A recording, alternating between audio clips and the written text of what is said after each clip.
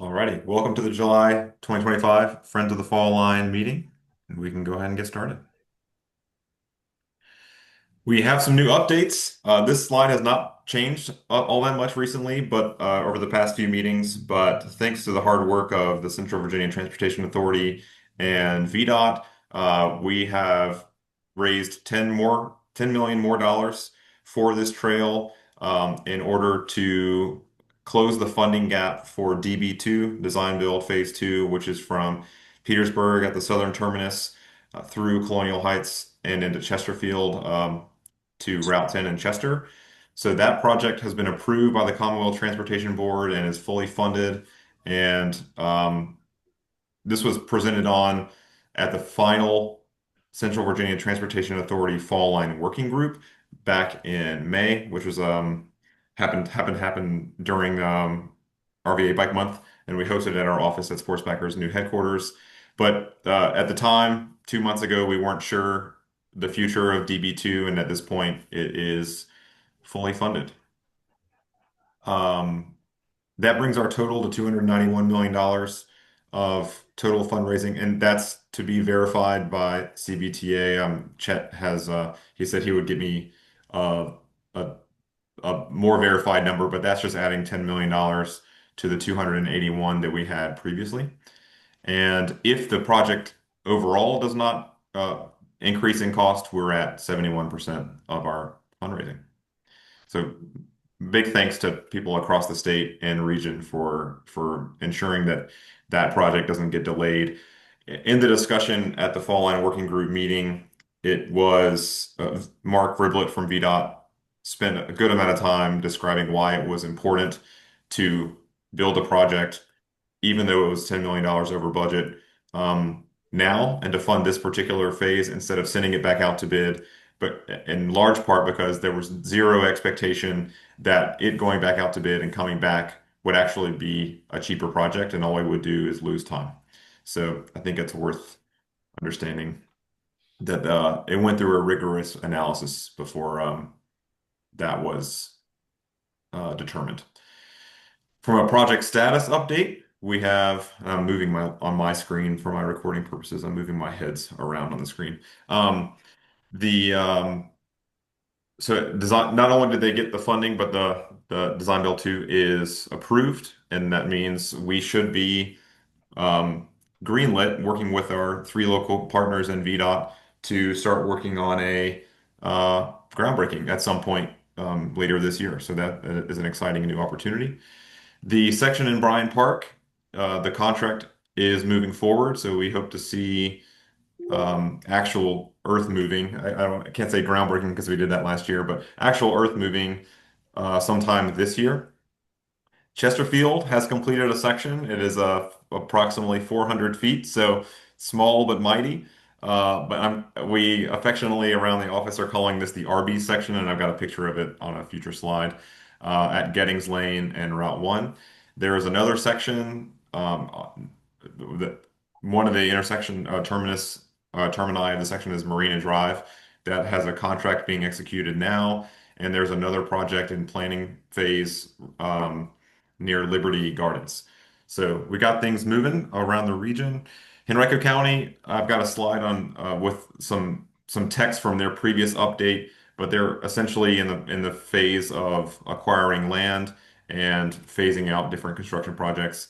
Um, Unless something has changed, the VDOT or Henrico has all of their sections designed and funded, and it's just it's they're in the weeds of actually moving, acquiring parcels and getting these projects underway. Those are the main changes there. And I think I have, oh yeah, I have a lot of slides with some pictures, but an exciting, uh, quick presentation that was given at the May Fall Line Working Group. And I want to say again that the Central Virginia Transportation Authority has dissolved that working group. They feel like they have done their work to get to a point where the CVTA has funded their portion of the fall line, at least as so far as we've gotten today, and that they don't see the funding authority as playing an administrative and engineering role. So I think some of that work, that regional collaborative work, is going to need to find another venue. I think part of that can be done here at the Friends of the Fall Line, and some should potentially be done by our regional partners like Plain RVA. It just has not yet been stood up, so we'll see where that goes.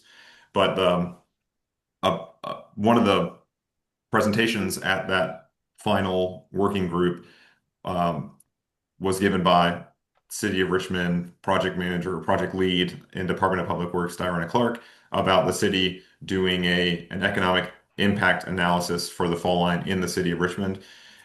It's about 6 pages and was done by Timmons Group, one of their engineering firms that's working on the fall line in the city, and it's city specific. So I think it's a really impressive first step at what really could be a much bigger opportunity for economic analysis for the fall line, but across the region and looking at more in depth about the various economic drivers that the fall line can contribute to.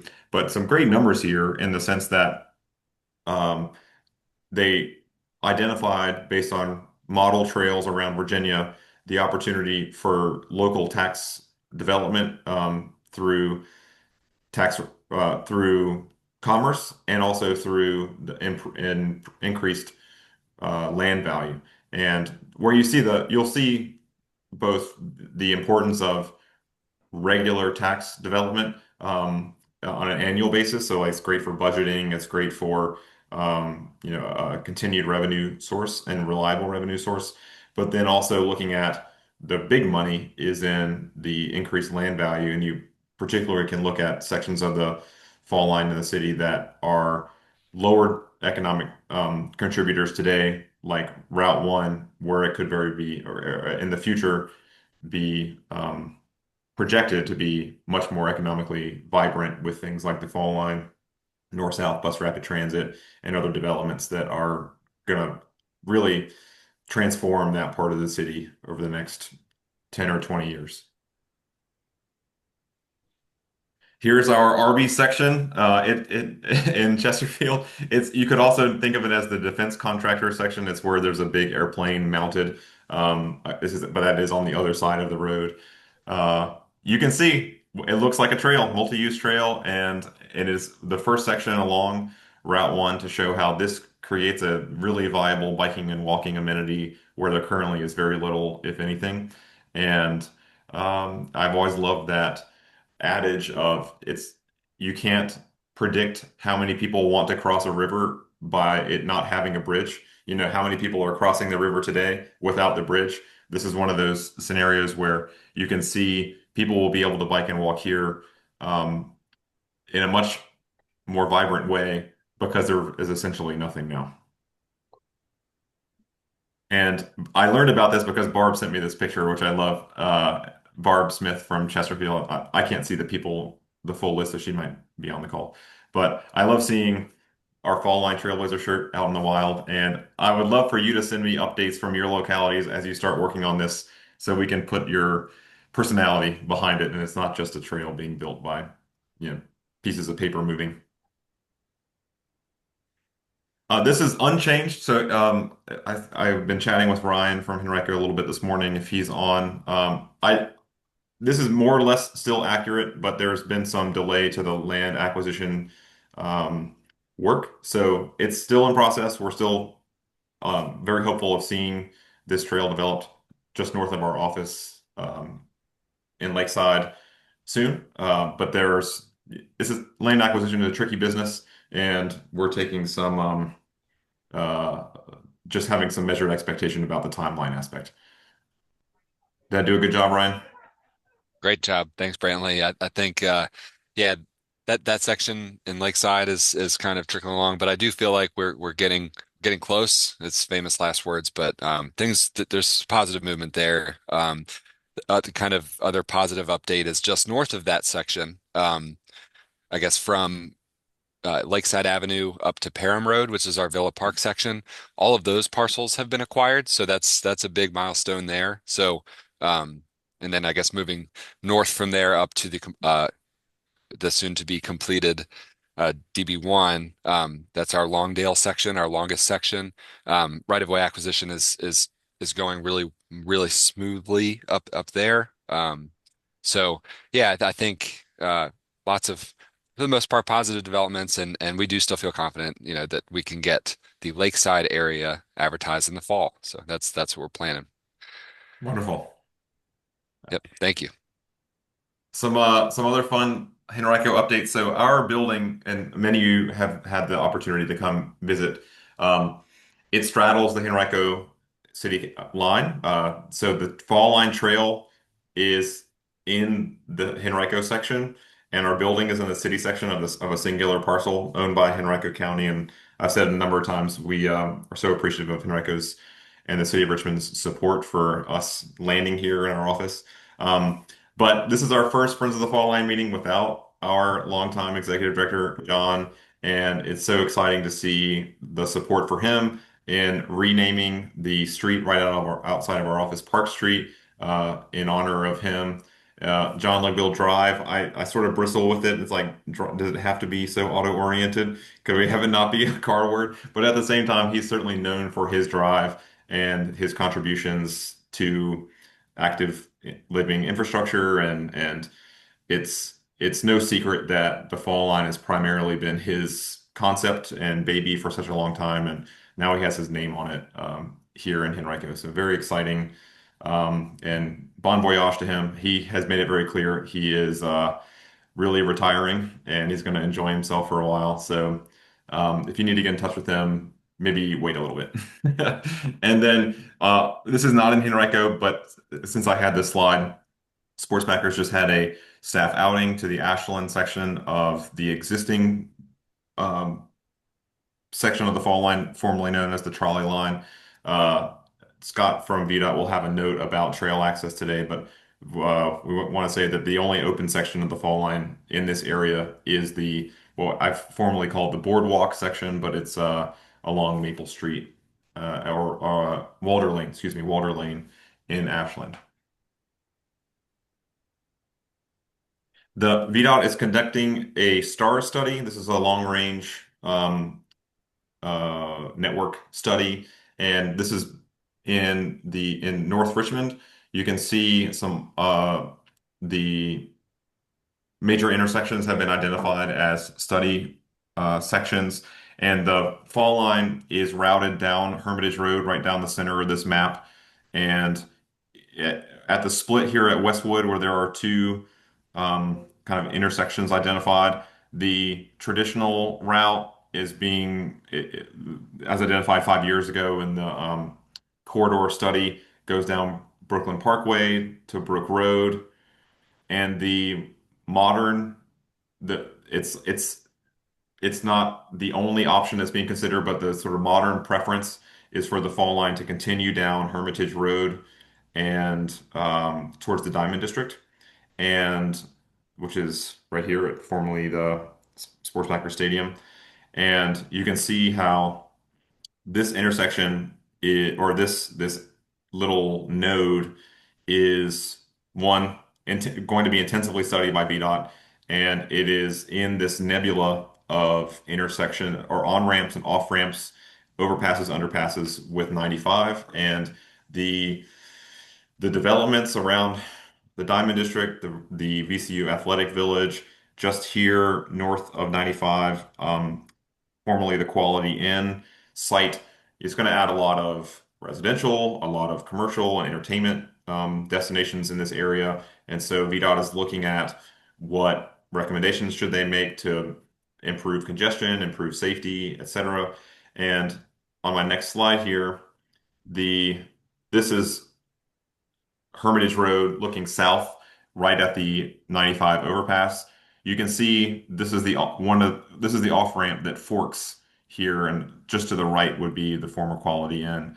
Um, when I look at this, and Andy Clark here from Tool, our consultant, when we look at this, it's clear that there's an option for the fall line to go through this. But in order to do so, we have to really study it intensively. And because of the on and off ramps, there are some big complex factors that are highly regulated about what changes can be made here. So the STAR study is specifically the tool that does all of that, and we've already met with VDOT to talk through some options, and they're clearly going to be talking to the city as well. But we didn't miss this opportunity essentially to bring this concept up, and we look forward to further development from VDOT and to make this to at least keep this option on the table because of the real viable economic development and active transportation potential for the Diamond District. I'm happy to pause on this if there's any. This usually ends up being a topic of discussion that people will appreciate. Would anyone like to weigh in on this slide? Uh, Brantley, this is Joe Vidunas. Hey, Joe. Yeah, hey, I can't see where the I can raise my hand, but yeah, I'll just add that I have uh, identified several locations where you do have pedestrian crossings on interstate on and off ramps. So there is precedence for this. One is in Salem, Virginia, off of I-81. And I saw one the other day, and I made a mental note of it, and now it's slipping my mind. But I have seen that done. So the potential, or at least the precedence, has been set for establishing that crossing. Thanks, Joe. I totally agree, and we've seen it done both well and poorly in lots of places. And so I think I'm hopeful that Liz McAdory, who I know you work with, the who's running this plan for the Richmond district, gets a lot of those sensitivities. But if you have any insight to share with her, I'm sure that she would appreciate it. I can also just anecdotally add that literally hundreds of runners will pass through that area about this time of year as they meet at sports backers for marathon training. This is along one of the training routes, and so yeah, Definitely. it would And definitely, and you I can will see. say, so we're looking south here, and as you make it through this underpass, the Diamond District will be on the right, so the west side of Hermitage Road. And it's our preference. Obviously, there's going to be a lot of engineering analysis that needs to be conducted, but our preference would be for the fall line to be right here. And so you're separated from that off-ramp traffic. And I don't want to say this, I don't have any engineering background to say one thing or the other, but I would assume that we could split the north and south lanes of Hermitage Road to go under the unused section of this overpass. And that would require some modification of this, obviously. This is a concept that we've really farmed around for the past year or so. And I think it's got the gravity that it needs to get the full analysis that be done. I think I saw another hand go up. My view doesn't show it very well here, so feel free to just unmute. I got you, Brantley. This is Grady Hart, Northside resident, live in the third district. And just while we're looking at this, I want.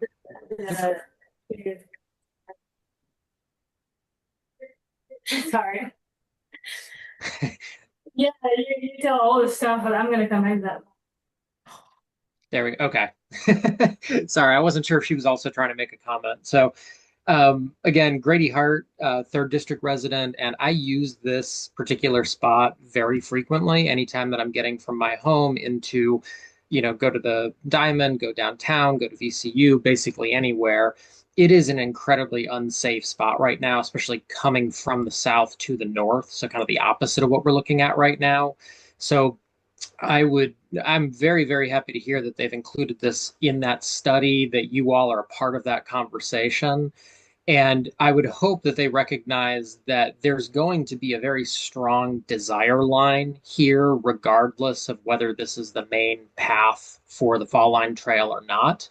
And so doing something to make it safer for pedestrians and cyclists is going to be a necessity, regardless of exactly what that ends up looking like. Um, the one other thing that I would throw out is I know folks in Sherwood Park, which is the neighborhood there kind of to the left and, behind where this shot is. I know they have posed to the city wanting to even limit this off ramp to only going southbound. So instead of having, a northbound split that takes you up to that weird intersection, the five spoke intersection there, A lot of people end up cutting through their neighborhood and doing that kind of thing. So that would be another option, probably a low budget option, is to basically just make it so that half of the road is the Fall Line Trail and half of it is a southbound lane that takes you over to Robin Hood Road. And anyone needing to go northbound would then go right on Robin Hood and then right on Arthur Ashe. Or they could go left on Robin Hood and go around to where it meets up with Brooklyn Parkway, under the overpass on the other side. So, I'm sure that this has all been thought about, and I know that there have been plenty of considerations on this. I don't have a real strong preference for what specifically happens, but yeah, Brantley, just really appreciate that you all are engaged in this conversation and making sure that no matter what happens with the main Fall Line Trail route, which I do hope goes down Hermitage. I think it makes a lot of sense to have it connect to the Diamond District. But no matter what, making it so that that underpass is more accessible to non-auto users. So thanks for all your work on this. And I think I'll close out this discussion by saying we have basically three alternatives. If we use Hermitage Road to at least to Westwood, we can go sort of the older model, which is totally diverting around this major entertainment and economic development area. We can go Hermitage Road south, or we can go through the absolute minefield of Arthur Ashe. And unless that area gets significantly re-engineered, it'd be a pretty challenging place to see a trail being developed. So I think it's the best option, and it just takes our expert engineers at VDOT and the city to figure out the best way to put that puzzle together.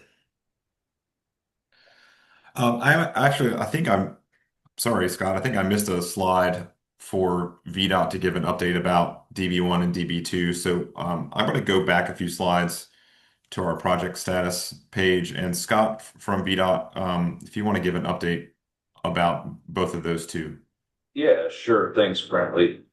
So yeah, DB1, I know everyone was hoping that would be done by July, but as you've seen, we've had one of the wettest springs in the summer to date. We're currently finishing up all the shoulder work.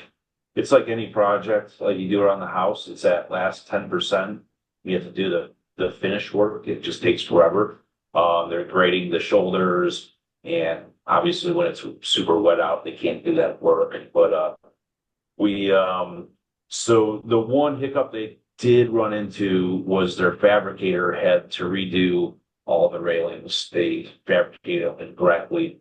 So all the railings on top of the retaining walls is being redone. That should be done at the end of the month, but I'm hopeful that we'll get the rest of the trail essentially do a soft opening and have everything graded out, be able to open to people here in the next couple of weeks.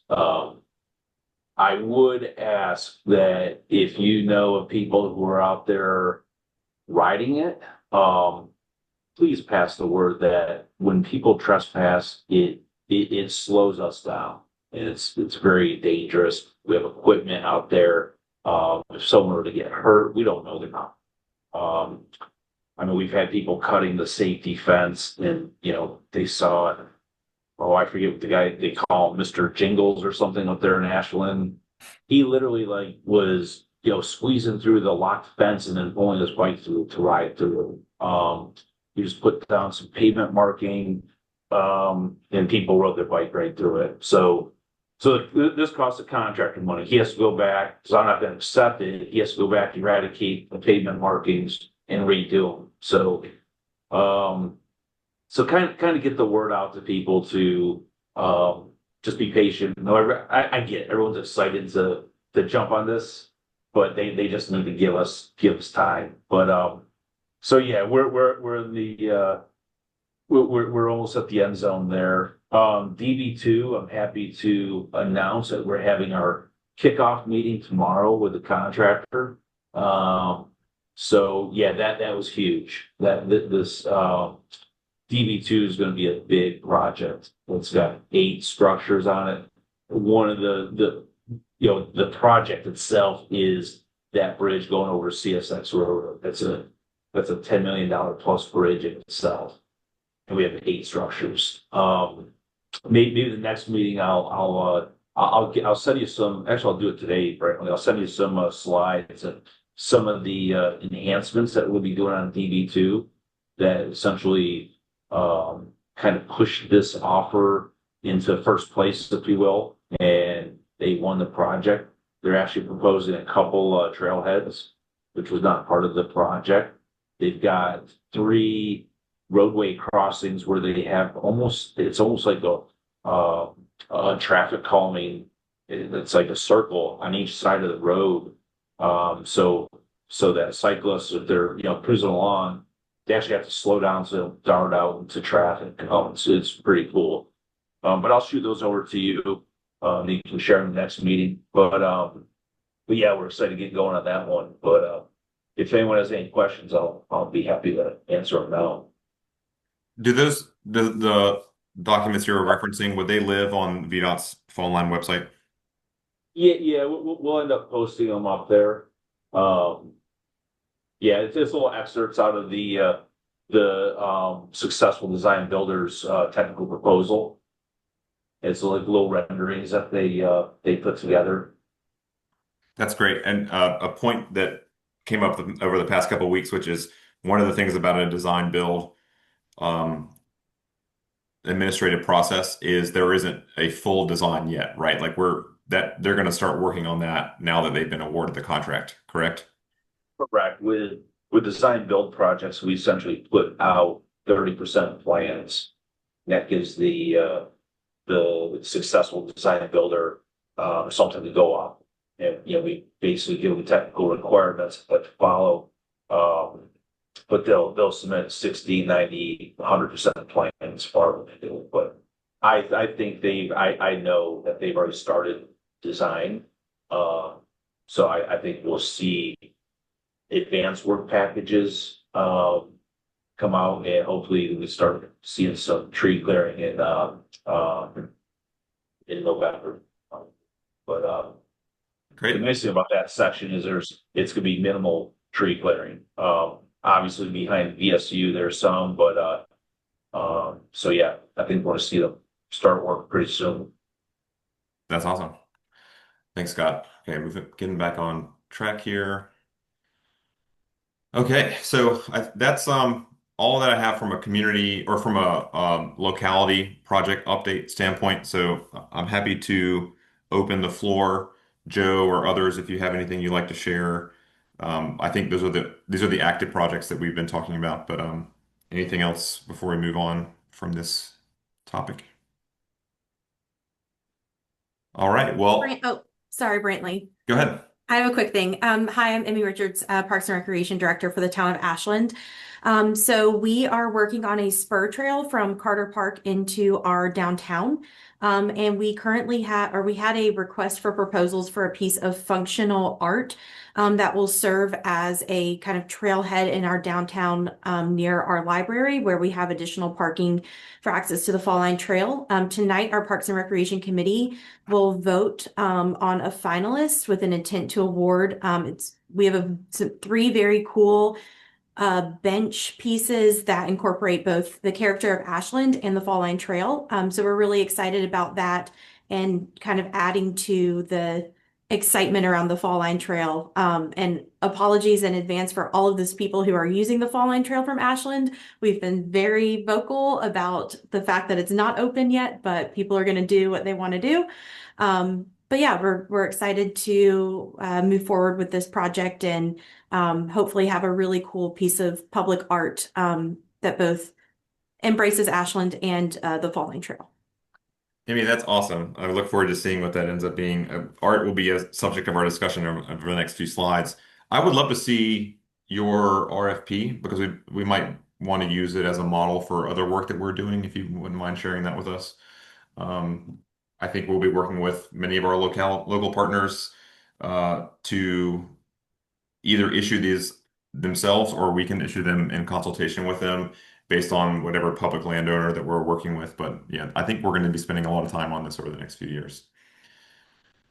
Great. Do you have So where your you said your public art or parks commission is going to be selecting a piece of art or the artist at this space? Both. So we put out the RFP and we had 22 submissions.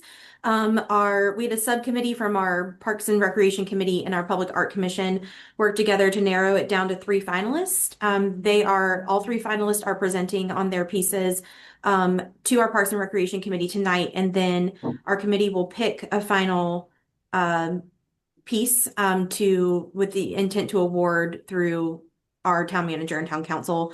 Um, all pieces from the original review to now have had some tweaks and changes. I'm assuming that we'll probably have more come up through, with our Parks and Recreation Committee tonight.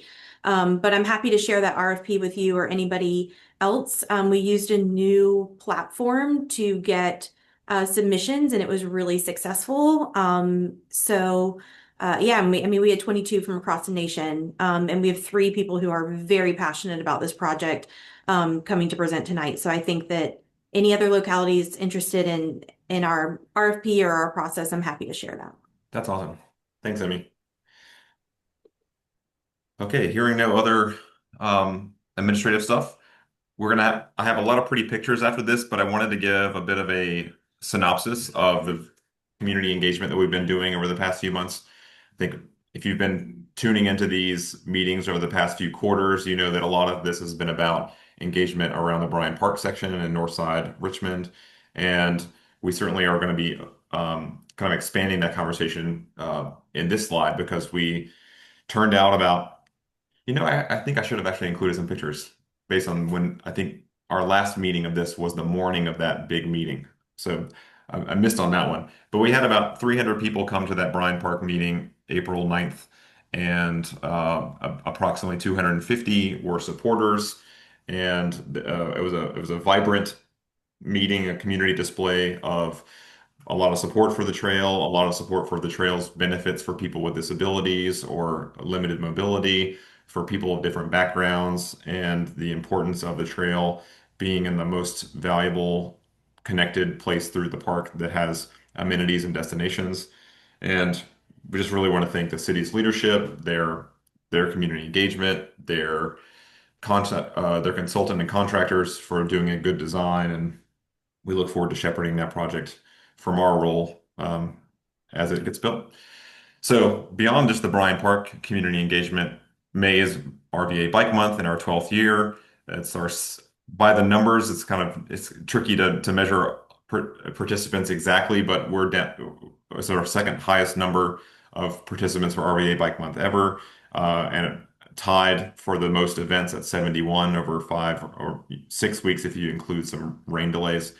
Some of the ones that are the most fall line oriented, where we had for the third year now a fall line oriented urbanism happy hour led by Rich Saunders, who may be on the call here. Always a really vibrant time. We walked on the accessible open section of the fall line trail and had a vibrant discussion at Carter Park. We've done a cleanup partnering with Virginia Community Voice down at Broad Rock Creek Park, which is a proximal park to the section near Belmead. We've tabled and engaged people at the Bryant Park bike races, which are, of course, a really highly attended and well-loved community event that's now more than 50 years old. Henrico is a relatively new program at Henrico that is going to culminate in a large event called Henrico in September at Crump Park. But they had an event at Libby Mill Library ultimately because it rained, where they gave a seminar on their bike infrastructure updates. We tabled at the Richmond Speed Symposium and at the Cap to Cap bike ride, and we hosted a webinar with some folks on the call today about how bike infrastructure is designed. So that lives sort of evergreen on our YouTube page and helps to reach people that aren't necessarily prepared to bring a bike to an evening or community event. We were thrilled to participate in the Tap into Transit Day yesterday with GRTC. I was on a panel for one of the evening events for the Richmond Zoning Refresh community engagement aspect to talk about the fall line and transit-oriented and trail-oriented development opportunities. And then we continue to engage with the North Side communities, and there was a special meeting of the Bellevue Civic Association where the fall line was on the agenda. And here are some pretty pictures of people engaging with either us or with the fall line. The bottom and the right picture are from the fall line urbanism happy hour. It is largely slated towards the urbanist professional community, so a lot of professional planners and engineers were there. Rich does a great job of working with uh, the Virginia chapter of the Planning Association to give extending credits or continuing education credits. And we had some VIPs. We had Ryan from Henrico. We had Amy from New Kent on the CBTA. And Ashland, of course, gave a presentation about some of the work that they're doing. They did not talk about the art, though, so that was new for me. Lots of events. I won't spend too much time going into each of them, but we definitely have a vibrant community engaging with the fall line. I will say in the upper right, we commissioned some art from local artist Silly Genius. This is a conceptual depiction of the fall line in Bryan Park with lots of different users uh, using Bryan Park in a way that they can't today. And that's the Henbico Bike Infrastructure Seminar is in the bottom left. Brian talking about in particular the network connections all the way from Libby Mill Library to Lakeside, which would then get people to the fall line to go whichever direction they want to go. Pretty exciting stuff. With Dumbarton and Hilliard Road being two major connections that are underway. Those are both bike lane projects that would connect people to the main trunk of the fall line. All right, I'm going to turn this over to my colleague who's in one room over here at our Sportsbackers headquarters to talk about a significant effort that we've been leading, or that we launched last month to really bring community and organizational partners together to discuss big picture items related to the fall line, placemaking and partnerships and everything else. So Natalie, I'm going to advance your slide in just a moment, but why don't you unmute and introduce yourself? Great, thank you. My name is Natalie. I'm engagement manager for Bike Walk RVA. If you receive the Bike Walk RVA emails, they're probably from me. We have another coming out soon with our July newsletter, so keep an eye out for that. Okay, so the Fall Line Placemaking Collaborative, we hosted these sessions last month. We had to break it down into two groups on June 20th and 26th. We had 24 participating organizations. The slides are going crazy right now, but we had 23 organizations and about 30 attendees. There were some people who were popping in and out, so I think I got everybody. And we broke these sessions down into, first off, educational presentations. We had some open discussion. Then we broke down into breakout sessions where members from these organizations were invited to choose different topics of discussion to dig a little bit deeper. And then we close out our sessions with a report back just to bring everyone back to the same page. So in attendance, you can see this list on the left side of the screen were the organizations who were able to join us, and then some super cute group shots from the 2 days. The top shot is here at the Sportsbackers headquarters. That's in our old bank drive-through lane, which is a cool, like, shady spot on the Fall Line Trail.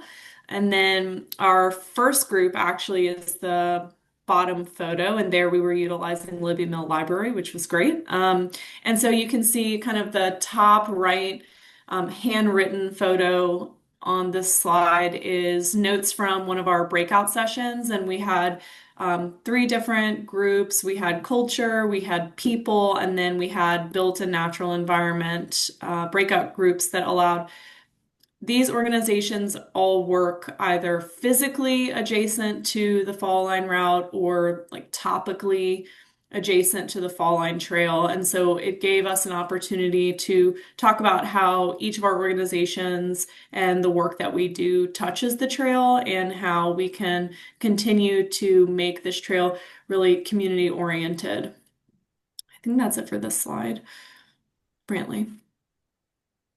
So we took some key themes out from our breakout sessions, and I have them listed here. So the one that really came to the forefront was just the need for really robust community engagement strategies, particularly with some of the communities that are along Route 1 and Commerce Road in south side of Richmond. There was a lot of conversation about how we can not just engage with them, but invite them to create, like the third bullet point here is grassroots public art spaces that create culture and letting it be like a people-oriented trail and allowing some space for people to bring their own belongingness to the trail. We also talked about just aligning values and developing some KPIs for how do we make the placemaking along the trail equitable. We want all sections of the trail to have a consistent personality that aligns with the Fall Line Trail, but also that each section has its own flavor and to create some space for the community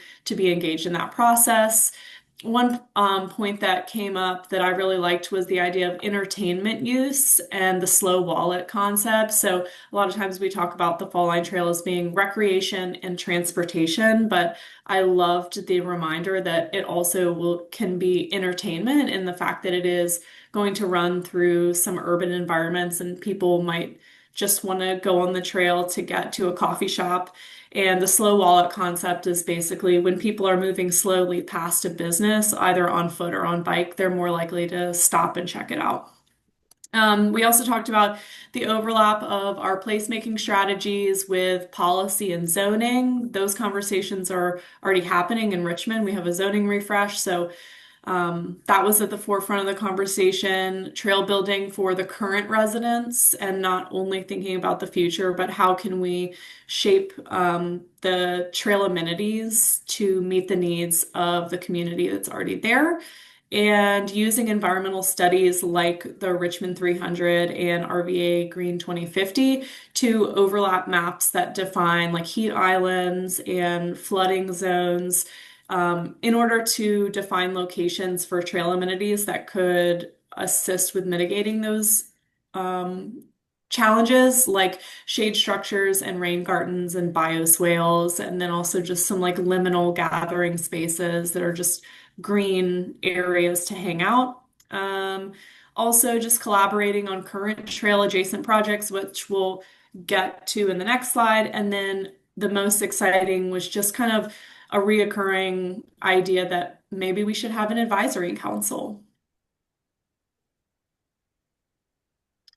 So some of the early opportunities that we identified for collaboration, we're very excited about the Manchester Art Park.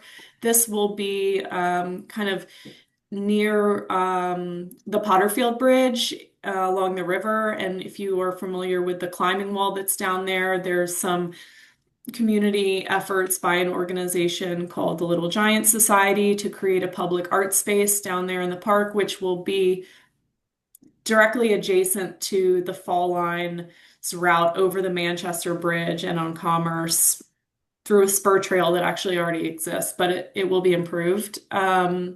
Also, we have great ideas about investing in some sculpture and some public art here at the trailhead at Spring Park, where the Sportsbackers headquarters is. We also have some community volunteerism ideas. Adopt a Trail in Bryan Park. We're excited to have some interest in that already. We had an MOU discussion with the Richmond Parks Department last month to talk about how we can start to get Adopt a Trail going. And tree planting in Southside is often at the forefront of our minds, but definitely engaging with Southside Relief during this placemaking collaborative and Groundwork RVA and Virginia Community Voice really brought those ideas to fruition. And then, of course, we have started some discussions regionally about benches and how we can have cohesive bench design along the Fall Line Trail through all of the different areas. And I see Cherie just dropped a message that she has some upcoming events for Southside Relief. So I would definitely encourage us all to try and jump in on those. Maybe we'll give her a second to talk about those and when I finish up here. And so the benches conversation, I think Brantley has already had some regional discussion to talk about. Can we get some beautiful fall line themed benches and place them along the trail rather than having kind of just your standard boring black bench? We want these benches to really represent the personality of the Fall Line Trail, and it would be awesome if we could have consistent benches throughout the length of the trail. Yeah, Cherie, I'm going to cue you up to unmute in a second if you'd like to. But while we're on the subject of benches, essentially, we don't have any benches along the fall line now. We have a couple of donors and a couple of projects that are underway that could have them installed really imminently. And they haven't been purchased, and we don't know exactly what to get. And so it really cues the conversation of now is the time for us to determine if, as a region, we think there should be a special kind of look and feel and wayfinding potential, maybe branding potential of in the built environment along the fall line that says, you know, when you're on the yellow brick road and you know when you're not on the yellow brick road. Because in the future, when the fall line is all built, there are going to be countless connections to it into neighborhoods, into business parks, into schools. And as we've gone on study trips around the country, we've seen that it can actually be kind of challenging to wayfind when there are so many good connections because you don't know at a fork which one is the fall line. So one of the great ways to really visually solidify people's experience is to have some consistency in that built environment. The lowest hanging fruit, I think, would be benches because one bench from the other, there's not a significant cost difference. There may be a cost difference, but thinking about benches are all largely going to be the same order of magnitude in cost. And what opportunities are there for us to have one that is standalone from a typical park bench or benches you might see in other settings? So some folks on the call have gotten an email. I did my best educated guess to pick one person, a point person from each of the 7 localities to kind of weigh in on whether we want to make this choice or not. Certainly, we don't have to. And a bench is one item in the built environment that we may all be choosing, but having consistency in some areas, like a bench or trash can, and of course, wayfinding, I should specify that wayfinding design has already been completed by the CBTA. So some of that signage is going to be consistent regardless. Perhaps we can also choose areas where we don't want to be consistent, and each locality can pick their own flavor because I think the variety is its own nice outcome. So let's start those conversations, and ultimately, I think that we want to purchase 2 or 3 benches by the end of the year, and we want to make sure that we don't set a standard that wasn't really discussed previously, or choose a bench that then becomes non-standard immediately when we then choose a standard later in the future. So now is really the best time, and I look forward to working with you in each of your localities to kind of figure out what is it that we want. And I think ultimately we all are driven by the inspiration of like taking this trail and the experience that millions of people will have using it to a higher level. Like what makes it world class? You know, an eye to architecture, an eye to design. People will really appreciate us getting this right now instead of trying to kind of cobble that together later in the future. So thanks very much. And Cherie, did you want to add anything about events that you have coming up? I mean, not just remote events, but we like to maximize effort. So any of our upcoming work days, tree planting opportunities. Also, we do like outdoor learning classrooms. So like if there are materials that you would like for us to disseminate, or if you want to come to those events, give, 10, 15-minute introduction just to get in front of new community members, we'd be open to that. And I'd be happy to connect y'all to Lisa, who's our outreach coordinator, because she does a lot of canvassing and door knocking in the community as well. So I just wanted to say that let's just collaborate for anything that we have coming up so we can maximize that outreach effort. Wonderful. I'll say part of our outcome, our desired outcome after the Fall Line Placemaking Collaborative was to get some continued insight on what we should put on new outreach materials. So we're going to spend the next month or so really creating new ones so that we can meet that demand. So we will take you up on that. And actually, Lisa, I think, was in her first week when she came to or at Southside Relief when she came to work on our Fall Line Vision Plan initial uh, engagement sessions. So she's at least somewhat familiar with what we're doing, and we worked with her at the Ernest Road IV cleanup over the winter. I'm wrapping up now. Fall Line Vision Plan again is a foundation for the work that we're doing related to placemaking along the trail, and it was definitely foundational to our discussion at the Fall Line Placemaking Collaborative. It's available online at our website, falllinetrail.org, and our next meeting is in Q3, October 8th, always the second Wednesday of the quarter. That's all I have to present today. Anyone else have anything to share?